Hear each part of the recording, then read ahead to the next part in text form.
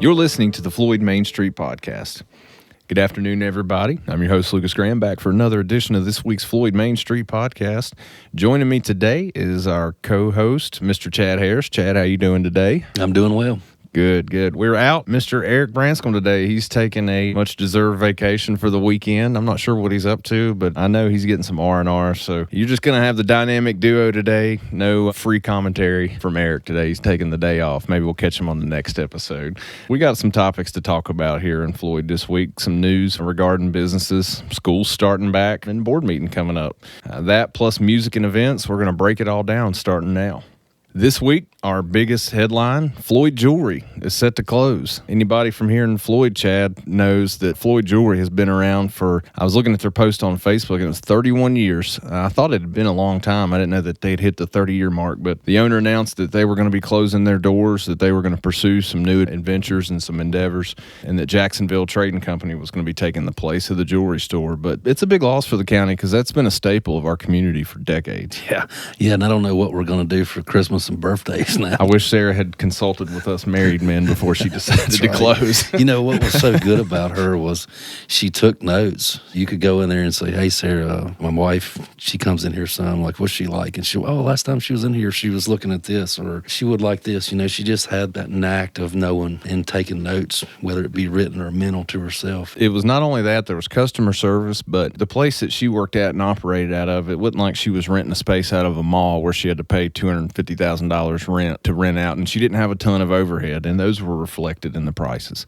I mean, there was a lot of people there that could get a good piece of jewelry for an affordable price. It's where my wife got all of her jewelry at. It's where I bought our engagement ring there. Sarah gave me an incredible deal on that. I walked into that not having a clue what I was doing. I mean, you stick me in a store like that, they all look the same. $10,000 ring, $50 ring, it all looks the same. Yeah, same here. She asked questions, what does she like? What about colors? And before you know it, we had one picked out, and it was perfect. Yeah, she definitely had the best prices, that's for sure. Oh, yeah. Just the Jacksonville Trade Center. That is their Western store, the Jacksonville Trading Company. Yeah. I hadn't had a chance to check it out, but it's been pretty popular. Yeah, I think so, and I hope it does well. Maybe they'll expand into the jewelry store, and it'll be a little bigger business. I think it'll go over well. It'll probably be a really good thing for Floyd because they sell a lot of the stuff that you see around here, like Ariat brand clothing, shirts, pants, boots, Western wear, essentially. Very needed around here because that's all I ever see people wearing.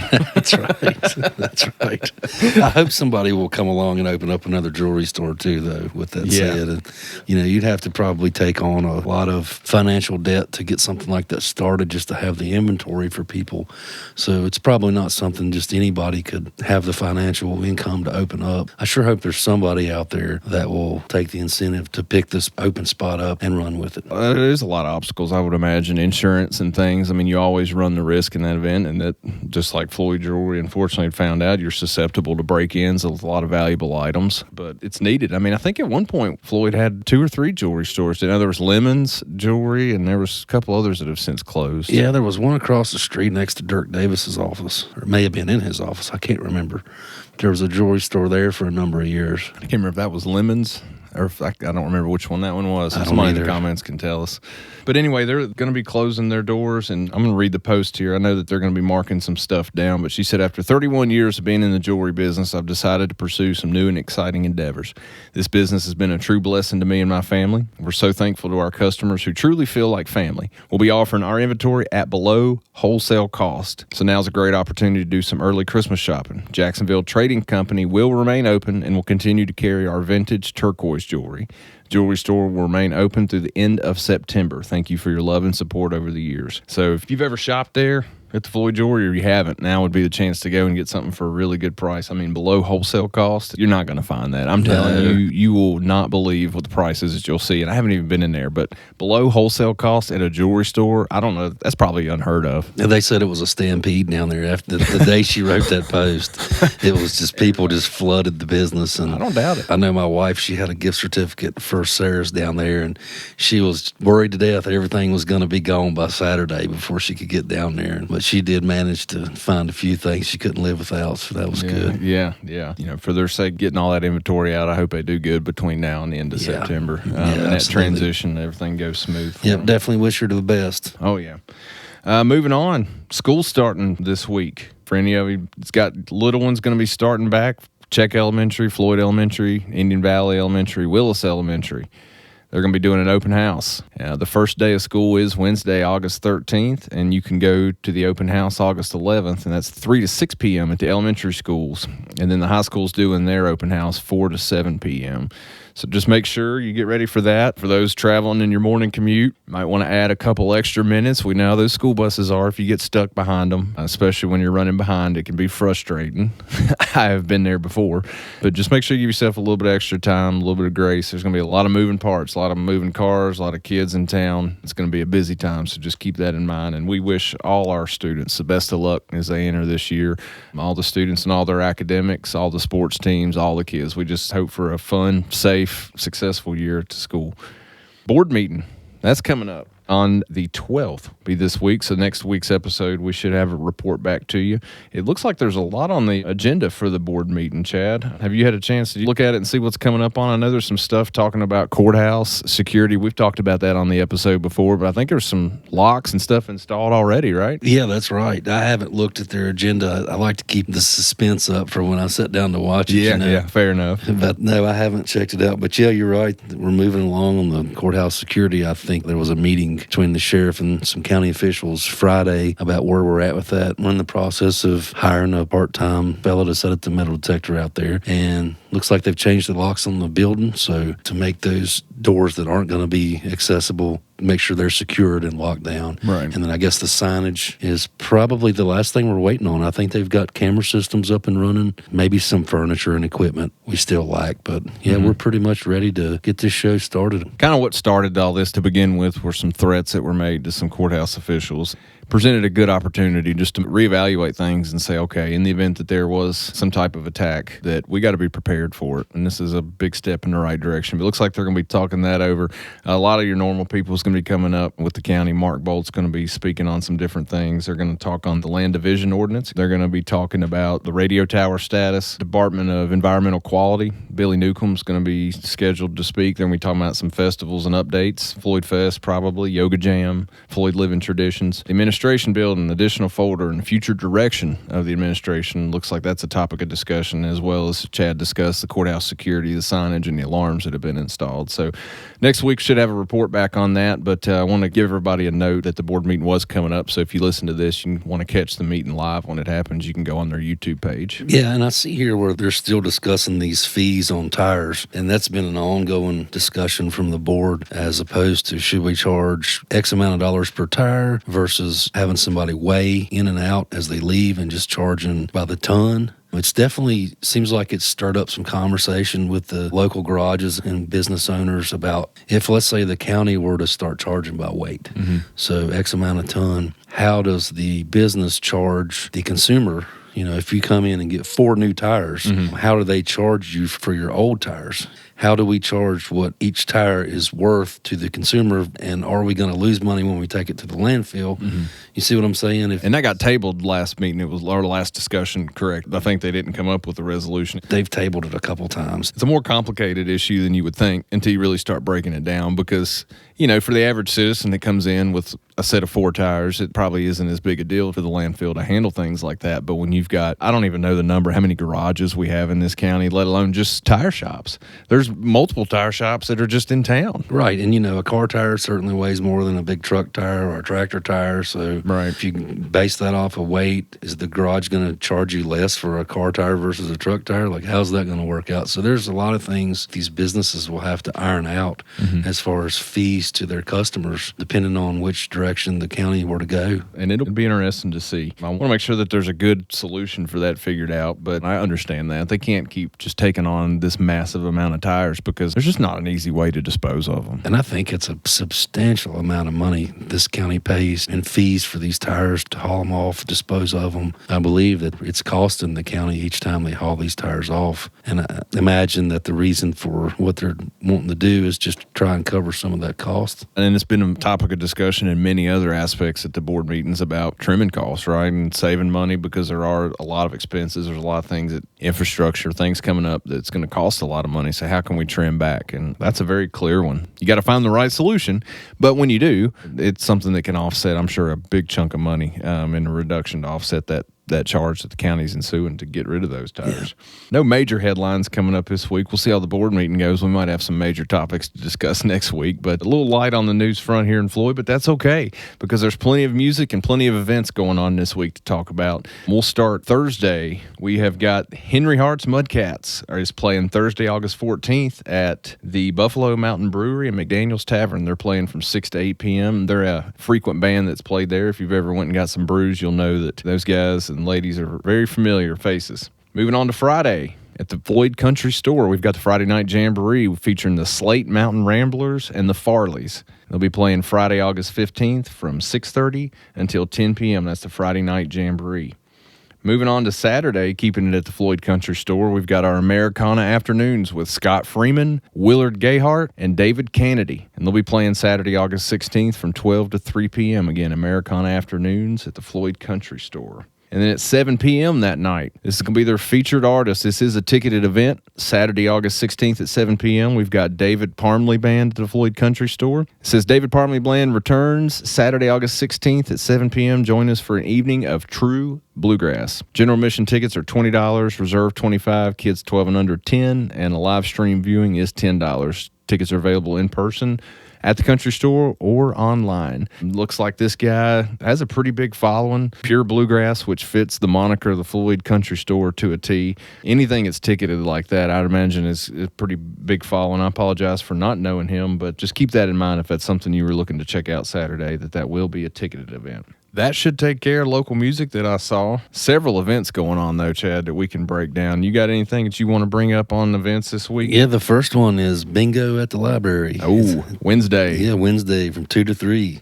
Yeah, we love the library events. We've again, got it on good word that those things can get a little crazy sometimes. So just make sure you wear your steel-plated armor before you head over to the library.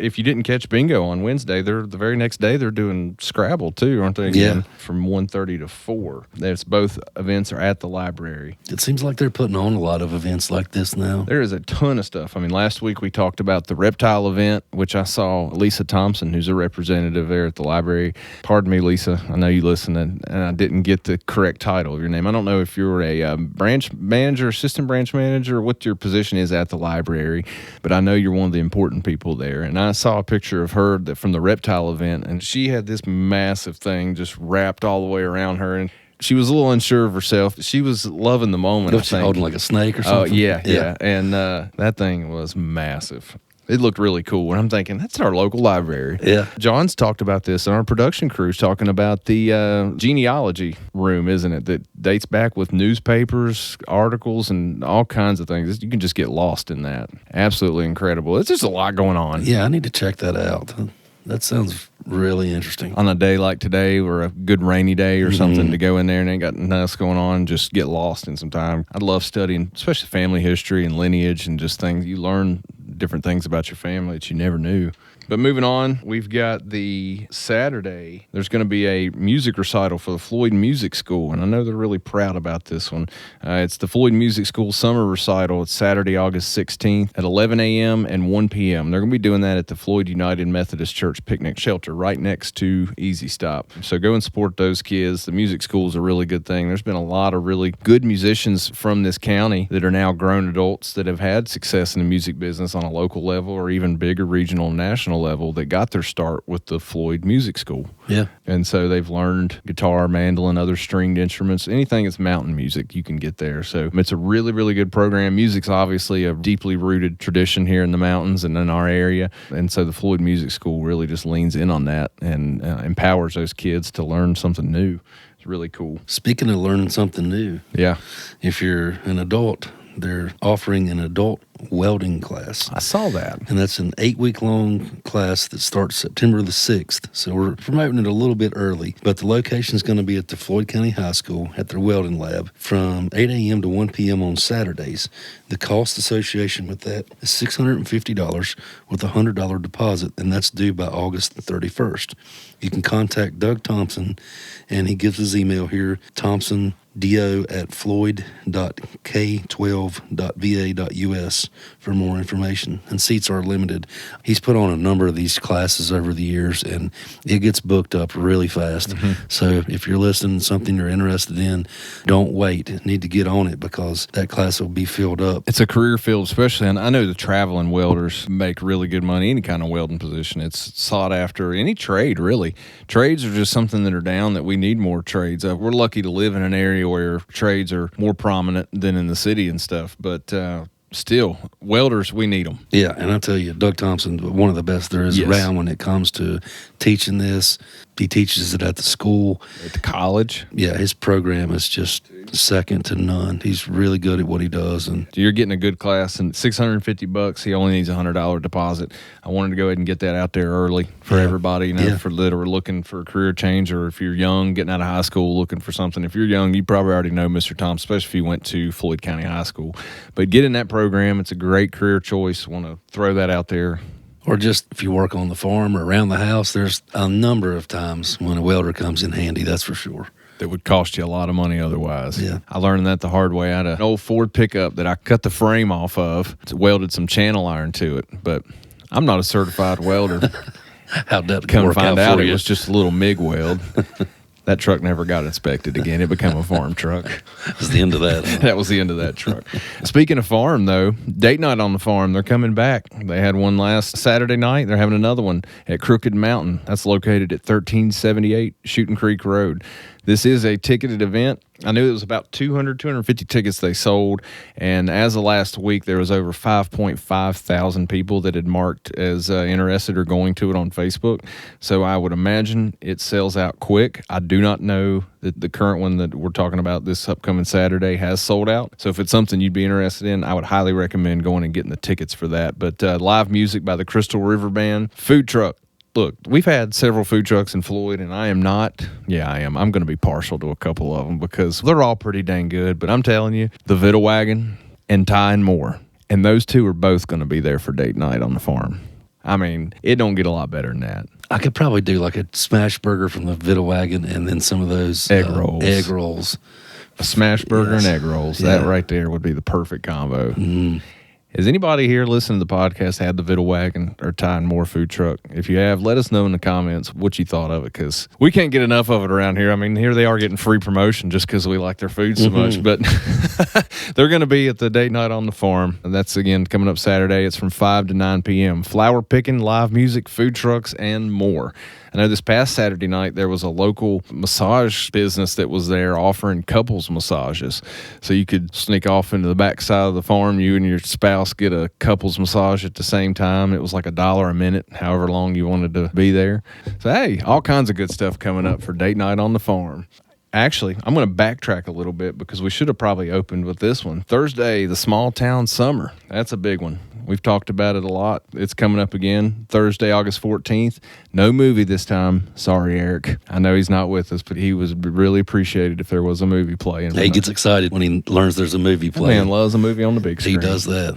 All right, Thursday, August 14th, Dan Tominski Band. Hope I pronounced that right. Dan Tominski Band. And opening for him is Sarah Kate Morgan. And that is the Floyd Small Town Summer. I have not made it to a Floyd Small Town Summer event, but I have heard incredible things. The music has been fantastic. The crowd has been phenomenal. It's just been a great time. The weather's been pretty good for some of them. I know rain and stuff's gotten in the way, but it's a cool little venue. It's right in the heart of town. Great view. It's an amphitheater style setup if you haven't been, so there's really not an obstructed view in the whole place. Good place to come hang out, get some fresh air, listen to some music. That is the Floyd Small Town Summer. Sunday, 8/17, we've got the American Legions doing a chicken barbecue. Saw that sign hanging out there at the entrance on Epperly Mill Road. They're at 186 Epperly Mill Road. It's the American Legion 127 annual chicken barbecue. It'll be on August 17th from 4 to 7 p.m. You can eat there or get a takeout. So don't forget to support those people there at the American Legion. Go get you what will probably some fantastic chicken barbecue. I've never attempted chicken barbecue because I don't know if I have enough skill to make it without it being super dry. But if you ever had a good smoked pulled chicken, oh, it's so good. So what's this liquor at home and away? I saw this and I wanted to bring it up. Let's see if I can pull the ad up. With Linda Stanley. It looks like the Floyd County Historical Society's hosting. Yeah, they're hosting a Liquor at Home and Away with Linda Stanley, and that is Likker. I believe that's just a little play on the Appalachian dialect that you find around here. But talking about that, I saw that Miss Linda Stanley was going to be at the Historical Society to really talk about probably moonshining and just liquor runs and the culture of moonshine as it pertains to Appalachia, which is something I love. I mean, I used to love to hear my grandpa Graham talk about stories growing up where when he was little, in the wintertime when all the leaves and the foliage was dead and you could see more into the mountains, he said it was nothing. He would look out at the top of a hill in the night after dark and you'd see all those little circles of orange glows. That's how a lot of families got by back then. Oh, yeah. It was a way of life. Yeah. It was a way of life. That's how Curtis Turner got his start. That's a whole conversation, too. NASCAR in general, the ties to NASCAR and running moonshine. But that's going to be at the Floyd Historical Society. That's something to be really cool. Sounds like Miss Stanley's got a lot of good information, a lot of good stories to pass along. She did notate in there that it wasn't going to be talking about anything heavy. It was going to be a light conversation. If you're into history, especially local history, I think that'd be a cool thing to check out, talking about the liquor run. I learned a lot about that and just Prohibition, and just how that was just a interesting time around here because these people, like you said, they were good people. They were hardworking people, and they were just looking for something a way to put food on the table. Yeah. Granted, it grows from that and changes, but a lot of history in that. It ain't just Franklin County. There's a lot of that running these mountains here, too. You actually can find a YouTube video on that. Back in the 90s were probably one of the last big stills that was destroyed or located in Floyd. And I'm trying to remember his name. It was... can't remember his first name, and I don't want to say it, but I can't remember it. But it was him, and then twin sisters were there. He said, I was in there making that moonshine. He said, I saw something coming at me, and he said, the only thing running that fast be forward on two legs. It was the law. And I said, oh, boy, here we go. And just hearing them talk with that country slang. But, shows you the landscape of how much things have changed to where, like you said, in the 80s, 90s, prior to that, too, a steel bust, that was a big deal. Yeah. But times changed. People's methods to get their fix change. One thing it'll never change is how ingrained it is. I mean, that's even just from a law enforcement perspective, especially during Prohibition. That and animal calls were probably 90% of what they dealt with around here. There's still a lot of steel sites, old broken, axed up steel sites around in this county. Yeah. And them submarine steels. This is not a moonshine podcast, but we are going off a little tangent because I love the history of it. But our area was not entirely unique to it, but was known for their submarine stills, these pot stills that would hold 400 or 500 gallons that look like a big submarine. And those were pretty unique to our area because these mountain men were good with their hands and they could construct steel pots that big. They're not exactly mobile. They would build them, some of them to fit on the back of a pickup truck. Yeah, I think you would make them that way. And then if I remember right, you could mash in the same steel that you would run. So you weren't having to haul in several different pieces of equipment. It's pretty interesting. Find you a good spot with some creek water flowing down, keep that cold water, and magic happens in the mountains, I guess. Yeah. But that'll be something pretty cool to check out. That should cover it. That's a lot of events and music and stuff going on here in Floyd County. I don't think I have anything else to add to this week. Well, if you could just pick on me a little bit, I think I'd feel a little better because without having Eric here. I'd come to this episode fully prepared. I had a pocket full of monkey jokes. Just wasn't feeling it today. Yeah, I'll just hang on to that banana for a different day. There you go. Now it feels more like we've completed this podcast. Yeah, now that there's been a monkey reference and long arm reference. That's right. We won't talk about Eric. I could tell attorney jokes, but I'm not going to. Yeah. Eric's not here to defend himself, so. No pun intended on that. Right. All right, y'all, that should do it. Hey, I want to thank, we've already mentioned him a couple times, but thank Mr. John Velitis and Big Country Cockrum, our production team. They make the magic happen doing all these edits, cutting out all the ums and all the goofy stuff that we say that would otherwise make this episode probably pretty boring and hard to get through. So thank y'all, really thank y'all, seriously. Y'all elevate the game a ton. Y'all are the fuel that makes that vehicle run. We thank y'all. And we thank all our listeners.